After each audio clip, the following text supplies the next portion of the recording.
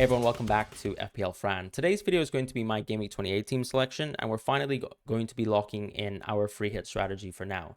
As I mentioned when I drafted this wildcard 2 weeks ago, and unfortunately the results have not been good so far, but we know that the wildcard is sort of planned around the medium to long-term landscape as well. And we knew, of course, we were going to have to bring this team forward to GW38, so I'm not too overwhelmed with the poor results so far. I think Foden has absolutely destroyed me in the last 2 weeks, and that's okay. You know, we take that on the chin because at the same time, I own someone like Foden for games 24 and 25.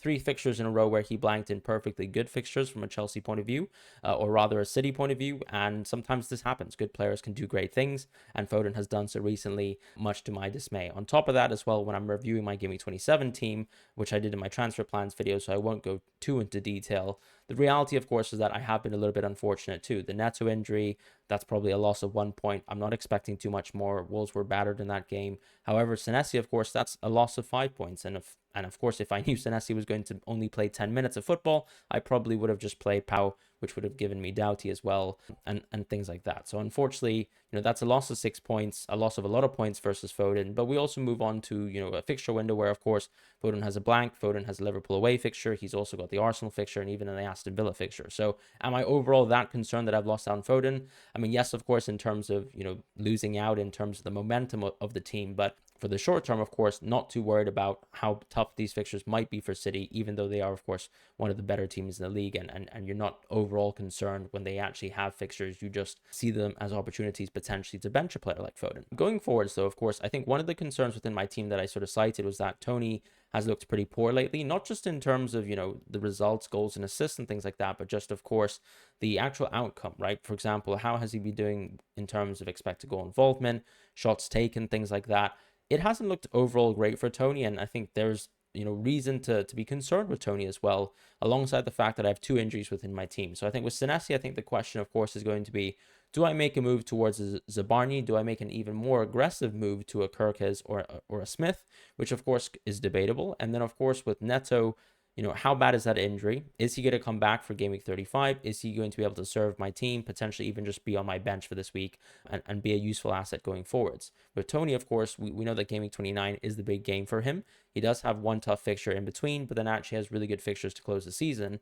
But one thing that I'll mention too is that within the forward position, you've actually got a lot of depth now. So whilst Watkins is actually slowly running out of good fixtures, you've got players like Darwin, and you've got players like Isaac, and some people, of course, are even looking at, for example, Rodrigo Muniz, and also even, let's say, a Carlton Morris for the short-term fixtures, and I think that makes a lot of sense.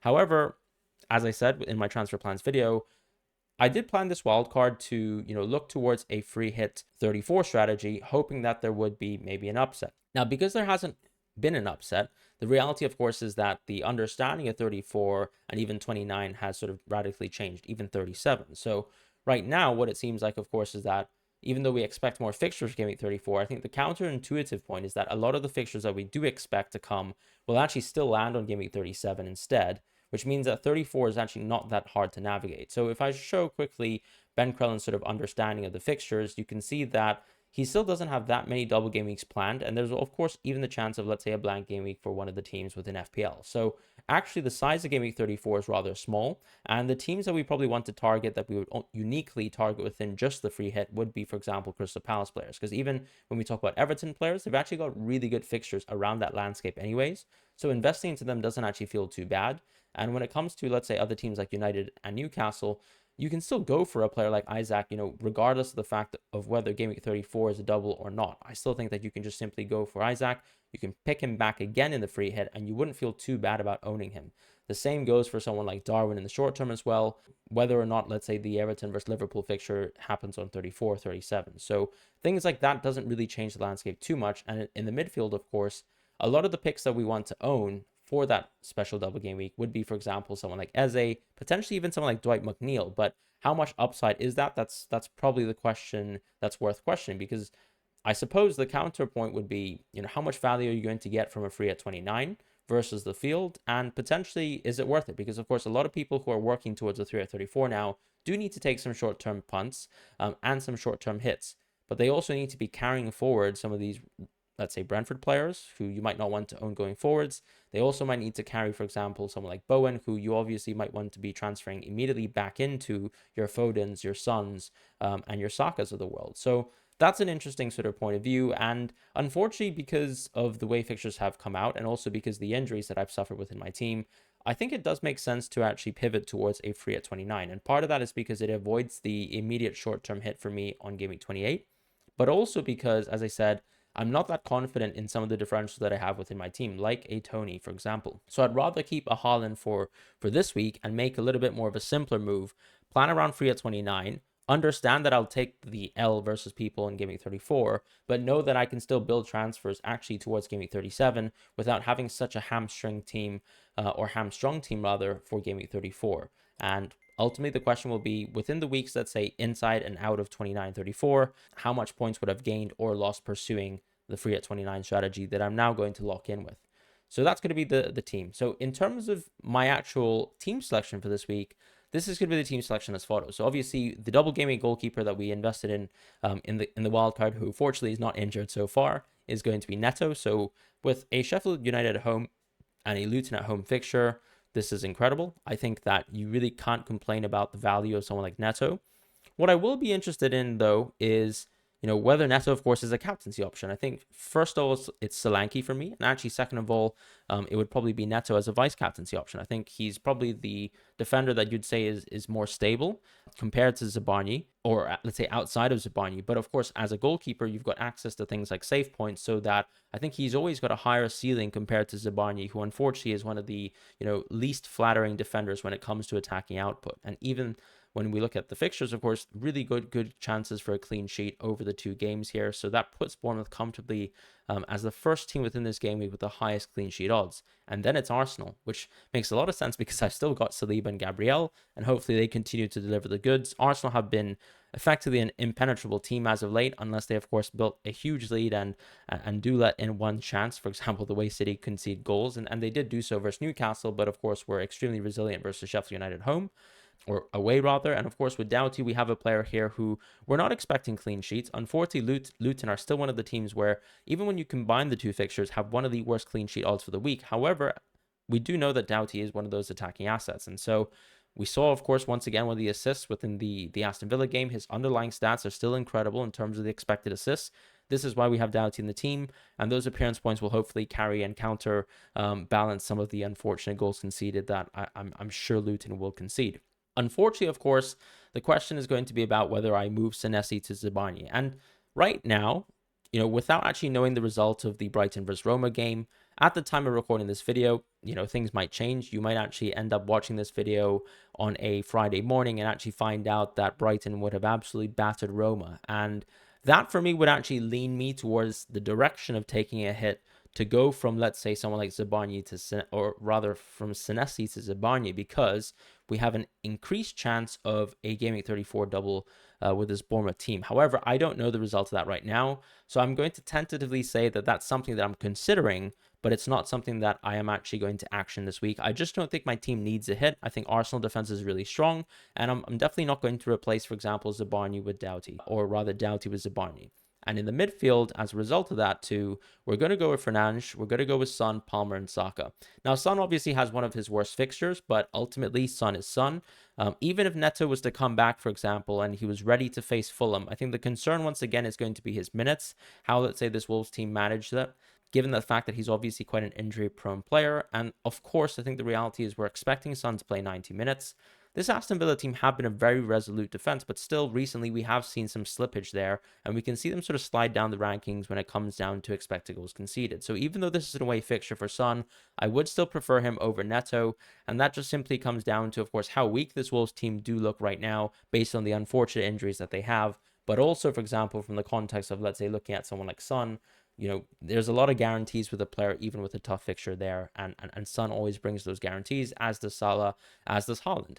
Palmer and Saka, I think, have brilliant fixtures. Yes, of course, Newcastle posted a really good performance versus Wolves, and it was finally one of those performances where at home they were able to actually get really good expected goals conceded against Neto and that Wolves team, and of course that's a confidence building sign. But with this Newcastle team, we know that they were always significantly worse away, which of course is natural with all teams within the Premier League and natural with all teams in football in general. But of course, the disproportion of that is rather stark for this Newcastle team still. And I don't think one game is going to radically change our mind on Newcastle defense. I also think that Chelsea offense, as I said, has still been very good lately. Palmer had plenty of chances last week. His expected goal involvement is still very good, and I still have a lot of faith in his minutes. So really happy that I made the transfer last week, and we'll stick with Palmer and Saka, of course. Basically non-negotiables for me, particularly on a free at 29 strategy. In the forward line, we are making one final transfer. And that transfer is actually a very simple transfer when it comes to changing the immediate value of a terrible fixture to, two brilliant fixtures within Solanke. So yes, of course, we went with Tony on the wild card to intentionally try to get a little bit of points in the short term and manage that versus Solanke. Now, the reality, of course, is that has completely flunked. That has failed. Other players have, of course, delivered the goods in the short term. Someone like Rodrigo Muniz, for example, Darwin coming in, for example, with 30, 40 minutes of football, was able to outscore Tony. And that's just the unfortunate reality of FPL, right? Tony has been very dismaying, but I think there is some concern as well with the underlying stats. And of course, with Solanke just having such great fixtures and Haaland being Haaland, I still think it makes more sense for me to actually go from Tony to Solanke as opposed to Haaland to Solanke. Now, of course, if I was pursuing a free at 34 strategy, I would be going from Haaland out into Solanke, as I mentioned, and probably transferring Neto for a hit for Bowen or Barkley. But right now, I'm considering a free at 29 strategy first and foremost, and it does make the most sense for me to have a well-rounded team for this week. And if I really want to take a hit, because of course, unfortunately, what free at 29 will do is that it will block the ability for me to roll a transfer in game week 29. So that means that I have to sort of use the free hit as my technical transfer for game week 29. The team will look exactly the same on game week 30, which is nice, of course, because Haaland and Solanke still, reasonably have good fixtures. Haaland, of course, is at home versus Arsenal, so the best defense in the Premier League right now. But we still know that there's an easy chance, if I really want to take a hit, to take that hit towards Salah.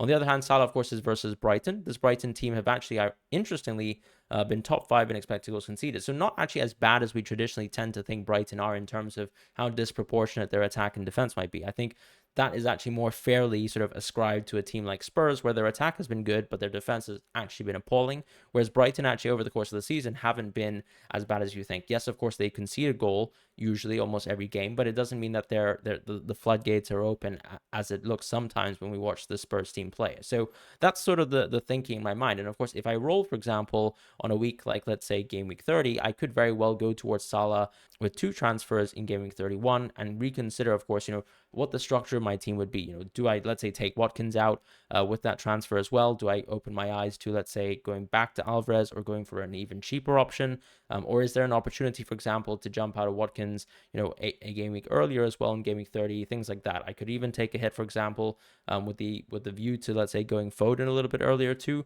I think those options are open in terms of what sort of midfielders I want to go for. Because, of course, that spot with Fernandes is a spot that can actually very well leave my team. Fernandes, for example, arguably is a placeholder for Foden. Whereas right now, if I was to, let's say, pursue Salah, it's either going to be through just Neto or Fernandes. And it really just depends on whether I want to keep Son as well long term. But I think it makes a lot of sense to keep Son as long as I can afford to keep him, right? But Watkins leaving the team would mean that I have a lot of money coming back, whether I go for Darwin, whether I go for Isaac as well. So those are kind of things that are on my mind, these sorts of transfers. But the team, as I said, is going to be as follows. And with the sort of captaincy this week, I think it's very clearly going to be put on Solanke. The vice captaincy will be put on Neto as well. Yes, of course, a little bit of fear, I suppose, of putting captaincy and vice captaincy on both players within the same team. But I also think when you look at the quality of the double game week fixtures, it's just not close. It's so favored towards this Bournemouth team that we have to consider both the captaincies for them. And I just really can't dispute captaincy with anyone else within this Bournemouth team. Yes, of course, you've got other options like a Semenyo, like a Tavernier. You even have, for example, some of the defenders, but I can't go past the Solanke captaincy.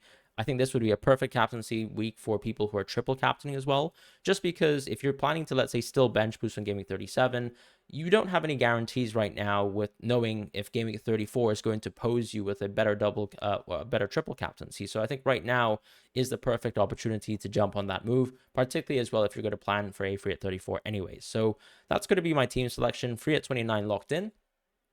And we'll see how that Brighton versus Roma game goes. That will change my mind on whether I take a -4 for Zabarni. That would probably just see me benching Saliba, to be honest. But I haven't really thought that was a good idea yet, just because Saliba has such good clean sheet odds himself. And of course, this Brentford team have looked dismaying. And that's that. So thank you guys so much for watching. I'll see you guys in the next video. Take care and goodbye.